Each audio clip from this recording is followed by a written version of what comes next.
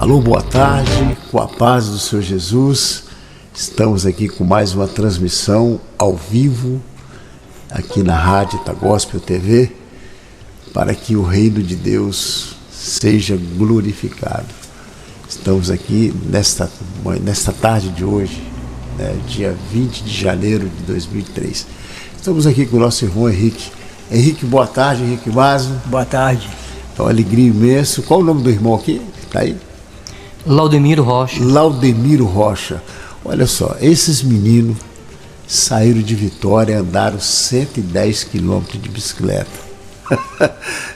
Eu queria vir junto com eles, mas não deixaram, não. Aí eu pensei, então tá bom, então na próxima vez você chama o meu irmão, que o meu irmão vem junto com vocês.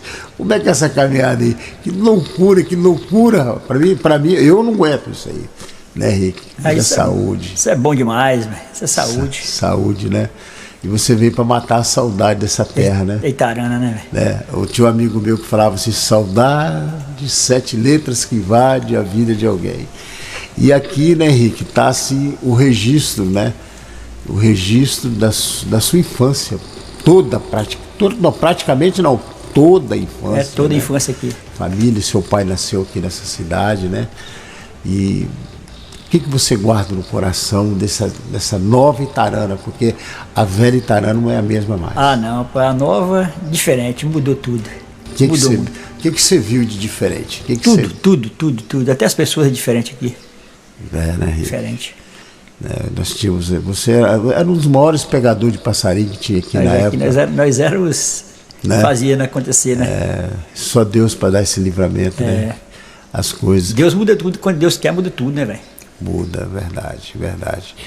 Mas assim, a gente estava falando, né? A geração nossa era a geração que já existia a maldade, né? Existia sempre. Mas não era nada. Sempre houve a maldade. Só que não era esse extremismo que está aí hoje, né? Que é a droga, é o vício, é a internet. Eu lembro que quando a gente recebia uma carta, né? Demorava 30 dias para chegar de Vitória aqui, né? Aí a pessoa tinha até o cheiro, cheirava a carta. Você lembra disso? Álcool. Né? Cheirava a carta, nossa, o cheiro da pessoa, a pessoa passava o perfume naquela carta, sentia, eu venho através dessa carta, né? Trazer as lembranças. Então, hoje em dia você pega um telefone e tal, os jovens que não tem mais. Eu vejo você nas redes sociais, né? Andando de bicicleta, fazendo aquelas comidas no fogo, aquelas criançadas. Conta pra gente o que te traz essa vitalidade, essa coisa que somente Deus pode te proporcionar. Quando Deus transforma a pessoa, né? Eu era um cara que ficava em casa, não saía de casa, né? Aí como Deus transforma, aí Deus coloca um coração de 62 anos, né? Aí me deu um de 14, né? Que agora eu tenho um de 14 anos, né? Com 62, vocês estão entendendo?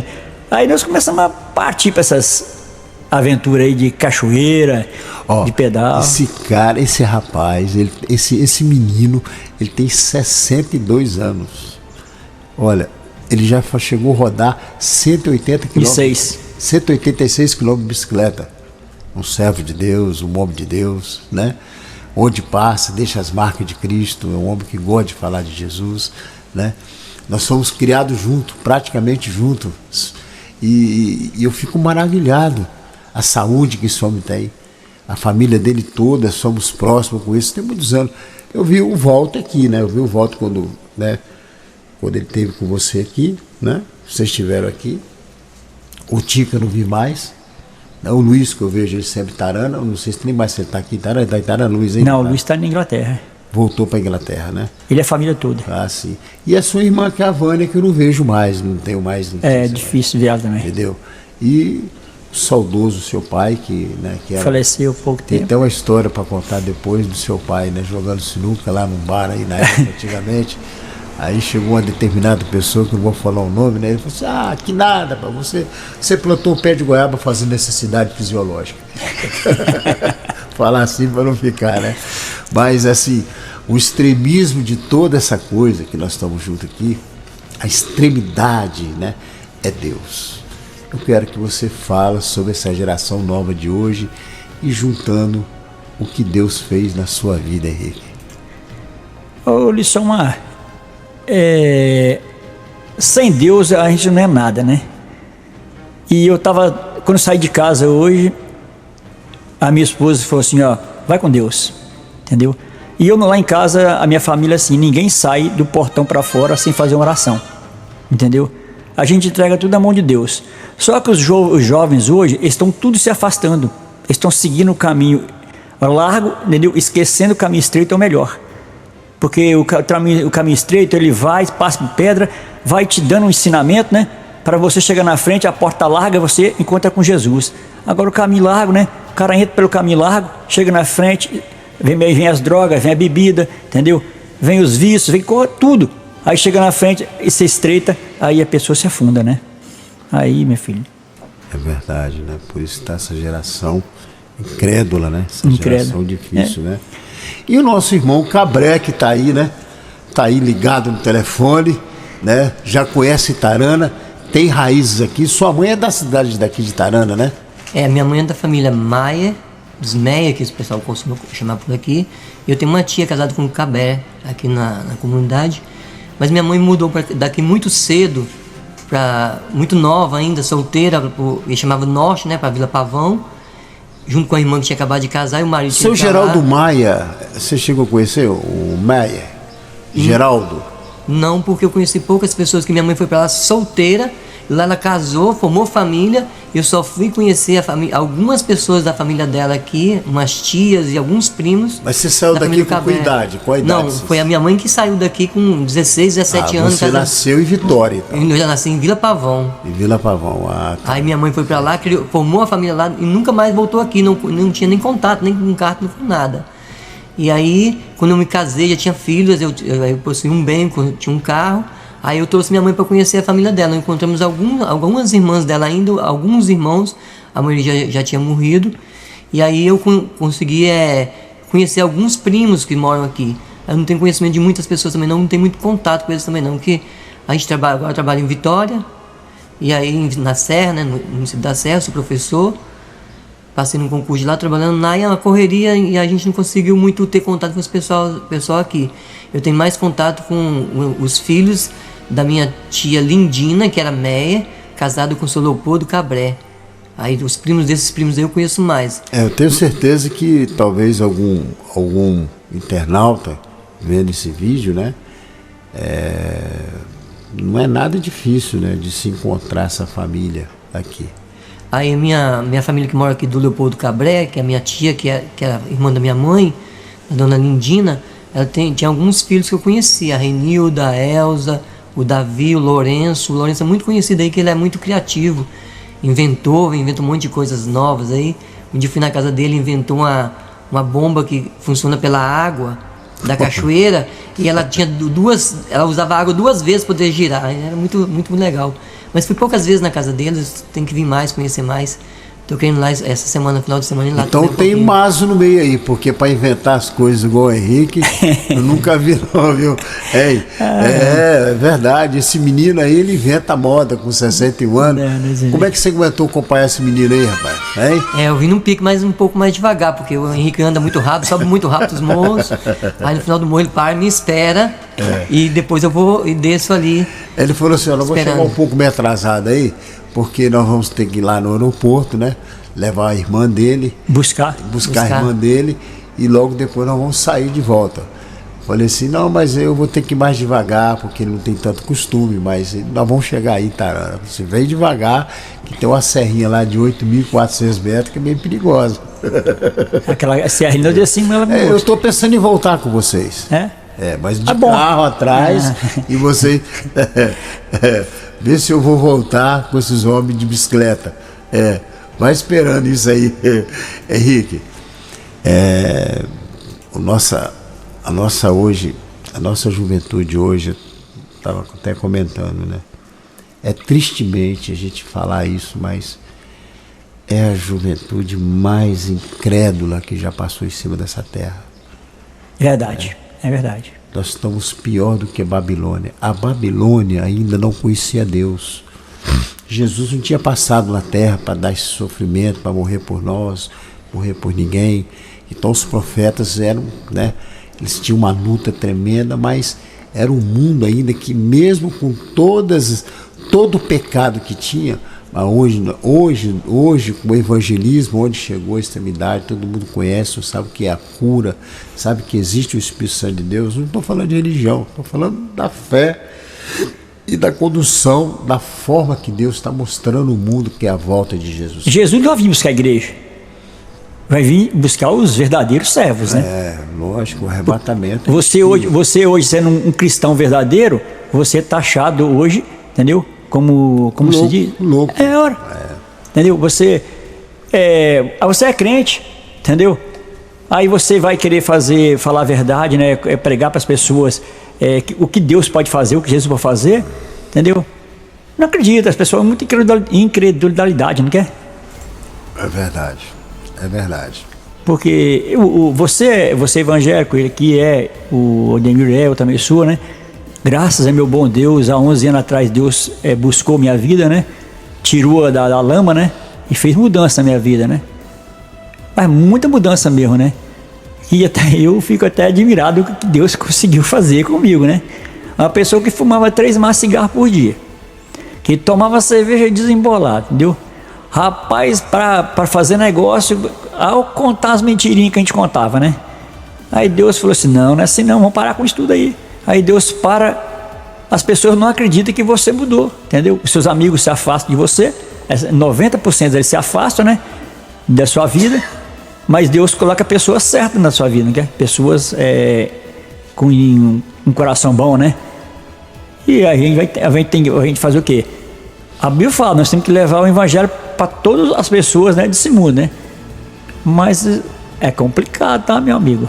É complicado, entendeu? E nessa tese, o que o nosso irmão Cabré tem para falar sobre Jesus, né? O irmão também é um homem da fé, um homem de Deus, né?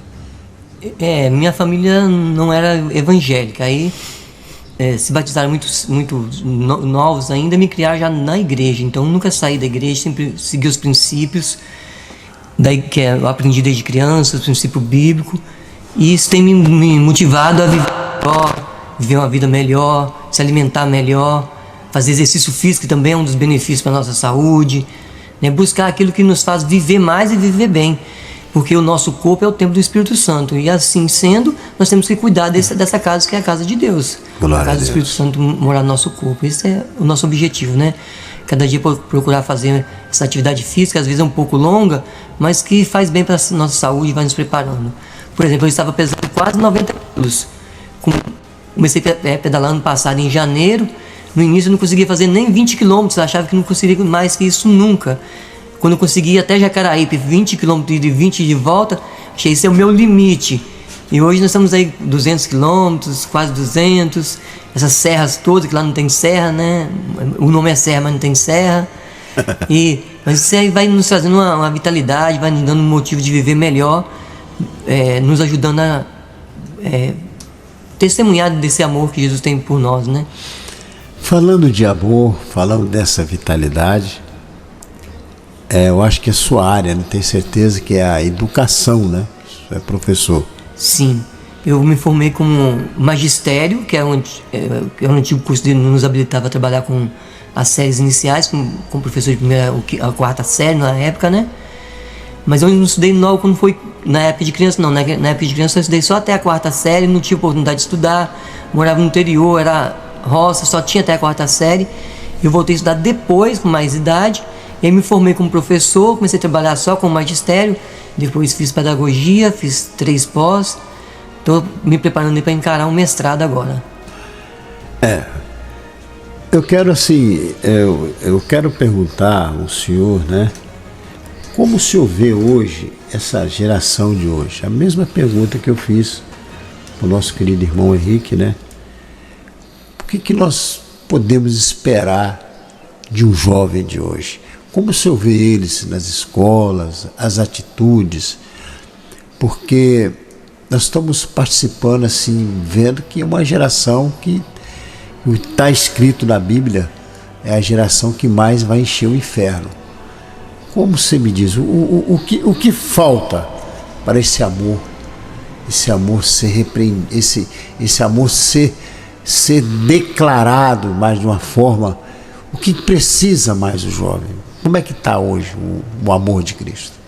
Bom, para falar do amor de hoje, contemporâneo, com as crianças, eu tenho 22 anos de sala de aula. Comecei lá no interior, uma outra mentalidade, mas eu gostaria de voltar um pouquinho mais. Lá na minha época, eu sei que a gente também não era fácil com os professores, a gente gostava de brincar, a gente pulava muro também, subia, mas quando falava com a gente não respondia o professor, a gente tinha educação, a gente respeitava. O professor naquela época usava até uma varinha, que era uma correção, mas hoje está difícil demais na educação. Você está na sala de aula, o aluno não quer nada com nada. Eu trabalho com um aluno só de 1º ao 5º ano. Alfabetização, essas crianças pequenas, eu vejo que falta muito ali, é justamente o amor de Deus e principalmente a presença da família. Fala assim, mas as famílias estão aí.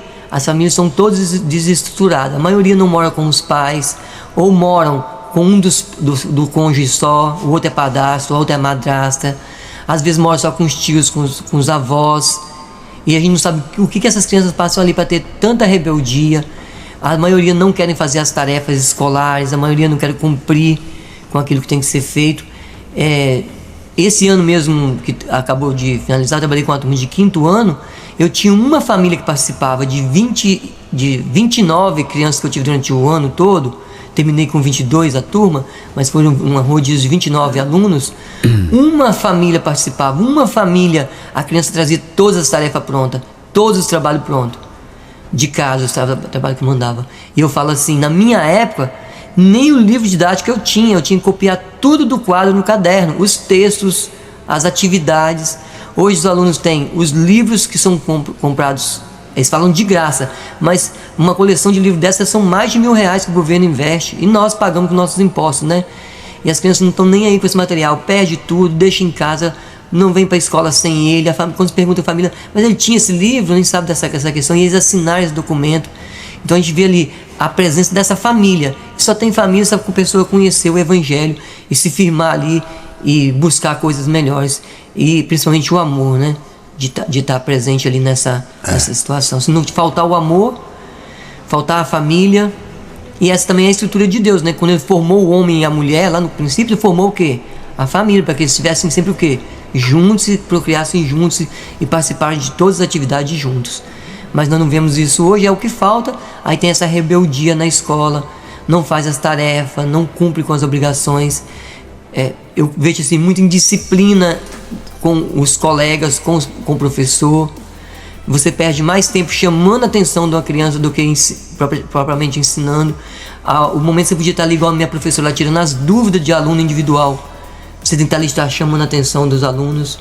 Nós estamos vivendo um momento muito difícil da história. E eu falaria mais, que depois da pandemia, a situação piorou.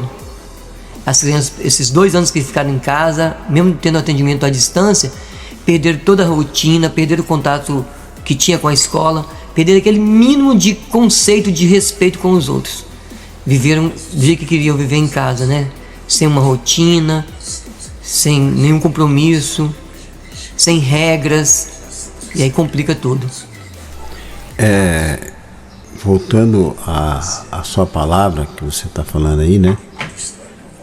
A família, né, Rick? Família é o berço que a palavra diz que é onde o Senhor descansa. A família. E a geração hoje é a geração que não tem respeito, não tem... Como é que você enxerga isso? Como disciplinador, né? Você trabalha na área de disciplina da igreja, né? Eu vejo aí esse carinho, esse cuidado, né? Como tem o nosso irmão aí. Eu vejo assim, as crianças que participam dos clubes, como o Henrique já citou, Desbravadores. Eu trabalho lá, já trabalhei com Desbravador também, mas trabalho com os menores hoje, de 6 a 10 anos, que são os aventureiros. Eu tenho várias crianças dessas que não são membros da nossa igreja, a gente recebe crianças de todas as religiões. E na escola que eu trabalhei, até bem distante da minha igreja, tinha uma menininha que se interessou, a família se interessou em colocar, e a gente tinha um trabalho lá buscar essa criança. E nós vimos a mudança. E ela chama a pessoa que cuida dela de mãe, mas na verdade é a avó que mora sozinha também, cuidando dela sozinha. E nós vimos a mudança, o sorriso que essa criança tem agora, a alegria de viver, onde você pode dar um pouquinho mais daquilo que você tem, a capacidade, você tem estudo para isso, mas infelizmente quando você não tem acompanhamento da família na escola, nós não temos isso, mas lá no clube nós trabalhamos esses pilares importantes, que é a família, né? O respeito, e você vê a mudança, a característica na criança, né? Com um ano só que ela está no clube, já com essa modificação no seu caráter, na sua atividade, da professora até se oferecer. E a gente pediu ajuda para comprar então um uniforme, que é um pouquinho mais caro, pedimos ajuda a alguns professores lá, que mal conhecia a gente, tinha começado o ano letivo, eram professores que estavam chegando na comunidade, eu pedi, e depois a professora mandou um áudio agradecendo que eu tinha lembrado de pedir a ela. E no final do ano, ela, assim, agradecendo porque tinha lembrado de pedir ajuda a ela para comprar o uniforme, que a gente trabalha com esse projeto lá, que precisava do uniforme, né? E ela ajudou. E no final do ano ela falou assim, como que essa menina mudou? Se todas as crianças tivessem uma oportunidade dessa, mudaria muita a situação na escola. É complicado, né? E o Henrique? O que você tem para falar aí, Henrique? A família, o diabo, a coisa que ele mais quer acabar é com a família. Porque se ele acabar com a família, acabou com tudo. Se o diabo conseguir terminar com a família, que ele está conseguindo, ele não vai conseguir totalmente, né? Porque Deus não vai permitir. Mas ele está detonando, como vamos falar assim no coisa, mas ele está detonando a família. Como? No clube que a gente trabalha, na igreja que a gente trabalha lá, eu trabalho muito com jovem, muito adolescente, entendeu? Muito mesmo. O diretor do seu clube lá faz muita coisa para as crianças. A gente banca muito. Para um acampamento, para você saber, um acampamento em Campuri, a gente gasta 650 conto cada criança. Entendeu? A gente corre atrás, pagam tudo para as crianças. Se precisar de uniforme, a gente dá uniforme para as crianças, todo completo. Bíblia, dá tudo para as crianças. E a mãe não apoia. Muitas mães não apoiam o que nós fazemos. Você está entendendo? Então prefere eu fui no evangelismo lá em Cariacica, e eu estava num lugar que tinha, eu não sei como falar, tinha um lugar lá, eu tinha que conversar com dois pais, duas crianças que queriam estar para se entregar a Jesus, de uma família e dois de outro. Você está entendendo? Só que para conversar com esses pais eram traficantes.